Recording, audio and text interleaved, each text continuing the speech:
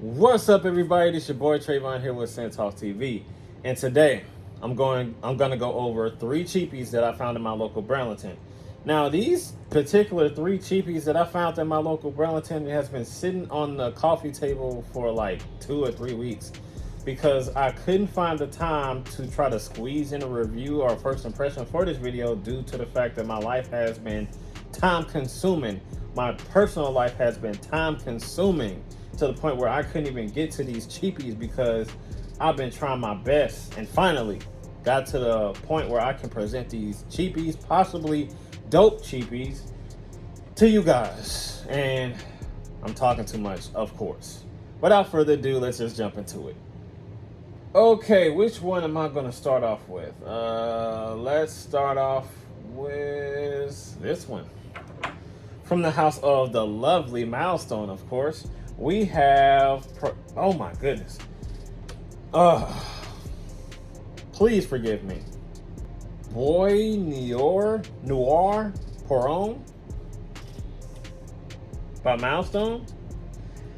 Yes, from the lovely house of Milestone, we have this bad boy. Now, obviously, this screams Encre Noire or Noire, however you want to pronounce it. This reminds me of this fragrance based on the bottle shape and all that good stuff. So, let's dive into it. Now, this fragrance ran me $10 and some change. Oh, that lovely atomizer gets to me every time. Now, wow, I was not expecting that. It's actually, I'm having a lot of, not mixed feelings, but I'm trying to not jump the gun too much on this fragrance by saying something like this fragrance smells a lot better than Encre Noire, but it does smell better than the original Encre Noire or Noire. At first spray, it has a strong familiarity to Encre Noire, but it, that dark, rainforesty type of an inky smell that you get from the original, you get here, but it's more appealing. It's like, it's like that ugly dude in high school that couldn't get any chicks, and all of a sudden he went and got his haircut and got his wardrobe together and came back a pretty boy. This is what this is. Okay, let me do a side-by-side comparison. Okay, side-by-side, they smell completely different, but that familiarity to like that dark inky smell, that dark rainforesty like cypress that you get in the original, you definitely get in here, but this one transitions and transforms into something so much, appealing, for women to draw to you a little bit closer instead of away from you from the original. Now, there is women that's out there that likes the original Encre Noire, but the point that I'm trying to make is, whatever the original is not doing, this does it. If you think that the Lalique version, like the Encre Noire, is not coming up to par to your standards, you like it, but you can't find like a situation to wear it, this is a little bit more of a everyday wearable Encre Noire, in my opinion, in my honest opinion. To sum it all up, because I know I spent a lot of time raving over this. To sum it up, this is basically a more youthful version of the original Encre Noire. It's a little bit more, it's the more wearable version of Encre Noire or Noire, however you want to pronounce it. But I like it. I really do love this. For $10, this is not a bad release from Milestone. It definitely took that DNA from Encre Noire it made it a little bit more captivating and pleasing and everyday wearable type of a setting, you know, to the point where you won't be thinking to yourself like this is too masculine or anything like that. Like the original, this is a lot more wearable and pleasing to me, in my opinion. Is it a go? It definitely is a go. I'm talking too much about it. Let's go to the next one. Okay, so moving right along, I'm not trying to make this too much of a long video, but if I do, I'm sorry, it is what it is. But from the house of Mirada this time, this is Stardom 1 Lucky. Very, very reflective bottle, and it strongly reminds me of 1 Million Lucky. But does it smell like 1 Million Lucky? Is it a great dupe of 1 Million Lucky, or better than 1 Million Lucky? We shall see. This fragrance ran me $15 and some change. Oh, that atomizer is pretty good.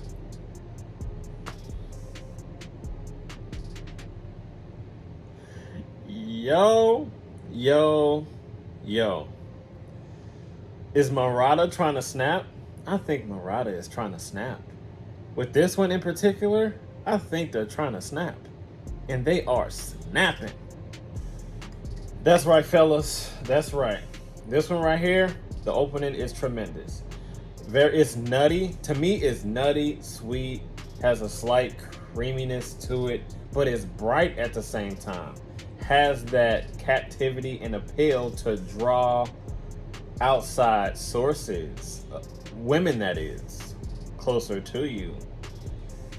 Man, if only that it would project a little bit better, it would be a hit.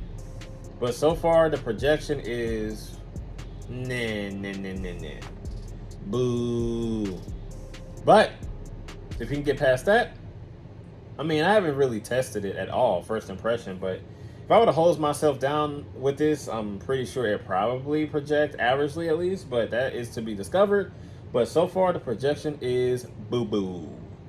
But the smell is good. I like it. Now, if you're wondering if it has any type of familiarities to 1 Million Lucky, in my opinion, you probably disagree.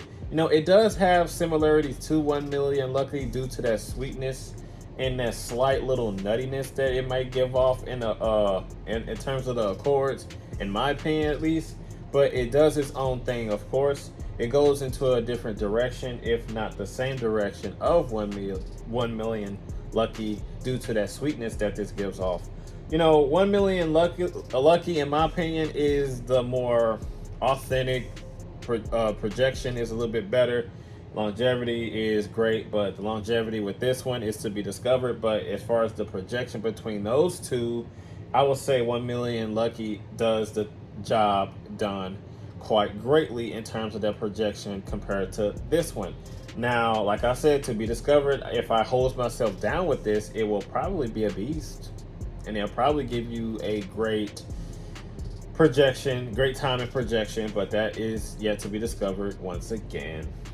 But as far as the way that it smells, it's golden, just like the bottle. Golden. Has, like, as it dries down on my skin though, I'm starting to pick up like a sweet, nutty fruitiness to it. That's a banger of an accord mixed in together. Those accords mixed in together, at least to my nose, is what I'm getting out of this. That's a banger. For $15 and some change, hey, pick it up. But if you're worrying about the longevity projection, that is to be discovered in a later video. But based off the first impression of the way that it smells, I would say pick it up because it smells gorgeous.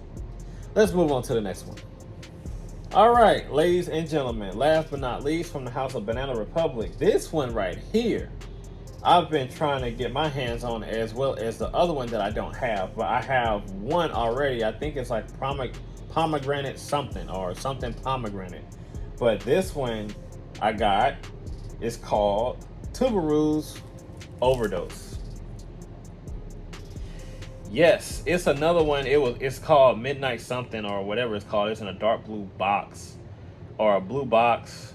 That's the last one I have to get within this particular line. So I hope to find that one, but let's see what this is about that's in my hands. This fragrance ran me $20 and some change. And here's the bottle. Atomizers is alright. Ooh, whoa, this is loud. Ooh, kind of took my breath away a little bit, but it's loud. Smells good, but it's loud. Wow, hold up. Wow. The candy-like floral sweetness that you get out of this, it says Overdose. It was not capping when it said Overdose because wow, that, you get up, wow. Give me a moment. What an amazing smell this is. It's like a powerhouse of a sweet candy-like floral fragrance. Tuberose, Overdose. It says it in its name, Overdose, of a powerhouse of a candy-like floral sweetness. That is very, very dope. Feminine, but dope. Will I wear it? Of course I will. I'm definitely not taking this back. It has a special place in my collection along with the other ones. Will it be getting a lot of wear? Probably not. But still, this one right here is gorgeous. Probably not get a lot of wear because it is a little bit too much of a feminine scent, but still, I like it. I love it. This is up my alley when it comes to that sweetness, that candy-like sweetness. I like candy-like sweet powerhouse fragrances. And this one right here, I'm waiting to see if it dries down into something a little bit more masculine. But if it doesn't, it's not the end of the world. Still keeping it, but so far, lovely scent. When it dries down though, you do get like a little bit more of a musky masculinity to it, but it also has a juicy fruitiness as it dries down too. It starts to creep in, like, once you hit the mid, a couple of minutes in, you get this juicy fruitiness along with this muskiness that comes in and shows its face quite nicely in all of its great ways. On top of that, floral touch. Tuberose, Overdose. If you can find this unicorn of a fragrance, I say pick this up as well. Okay, I've given it more time to dry down on my skin, and man, this is gorgeous.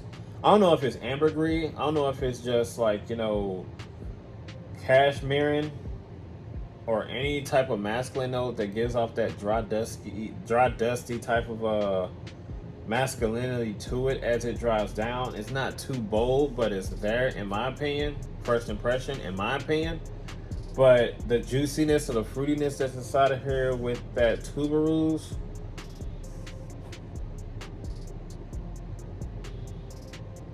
if you find this, pick this one up, man, without hesitation. If you can find this unicorn of a fragrance, make sure you pick this bad boy up for $20 and some change, yo.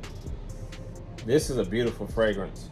Feminine in the opening, but as it dries, it gets a little bit more masculine, but it's still maintaining that femininity. But regardless of that, in the opening, the dry down is gorgeous. So let's get back to Bois Noire. This one right here, when it completely dried down, it's this vetiver that comes in. It's a vetiver that's inside of here. It's not like your common, like everyday vetiver that you smell, that dry, dusty vetiver at all. It's something in here. I haven't looked up the notes, but it's something in here that takes the DNA of the original, transform it into something that's a lot like an everyday wearable type of a Encre Noire. On top of that vetiver that's inside of here and that cypress, it takes it and evolves it into something very, very special. Very, very special, man. When I say that this one right here takes that DNA, that the DNA that people claim to say that it's very, very hard to wear and pull off, it takes that DNA and transforms it into something dope.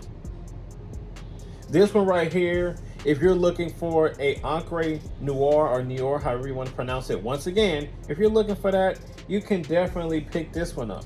and get a idea on what the original smells like in terms of that vetiver. And I don't know if it's cypress in here, I don't know, but pick this one up. Pick this one up. I highly advise you to pick up the original because I do like that one still, even though it's kind of hard to pull off it sometimes, and a lot of people crap all over it based on the way it smells because it's not a blind buy. It's definitely a try before you buy, but I definitely say get that one first so you can appreciate this one a lot more. But man, gorgeous. I'll be layering this one with the OG a lot. Going back to this one though, the dry down is tremendously gorgeous. It's something, it's hard to explain on how tremendously gorgeous the dry down of this is. It has a very, very modern day, fruity, just compliment beast of an aspect of a fragrance that this has, just like 1 Million Lucky is. But the projection, yo, it is not up to par, which is a bummer. It's not up to par with my standards, which means I'm gonna have to probably overspray with this to get the projection that I am seeking out of it. You know, but based on the way it smells, this is not going back. It's going straight behind me on the shelf somewhere if I can find a spot.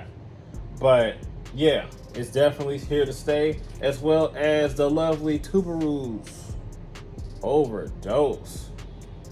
Wait a minute, where did I spray it on? Oh, I sprayed it right here. Just to remind me how great it smells. And it smells lovely. All three of these, hit us. Find this first. Actually, if you can find this first, get this one, $10, $20, hit us, bro. When I tell you that I wish this one would project a little bit better, but nonetheless, the smell and the dry down is tremendously well put. All of these are some gems, G. If you can find these for the dolo price of what I got it for, or even cheaper, you need to make that a necessity and on your to-do list and on your shopping list when you visit your local rack store, Burlington, or any other rack store out there. You probably will find these or the other ones, but I'm talking too much yet again. Definitely get those three. I am pleased. So that's all that I have for Scent Talk TV, ladies and gentlemen. And as always, you know what to do. You gotta like, comment, share, and subscribe, and make sure you hit that notification bell so you don't miss anything. And I will see you guys in the next video. Be safe out there and be blessed and have a good one. I'm out of here. Peace.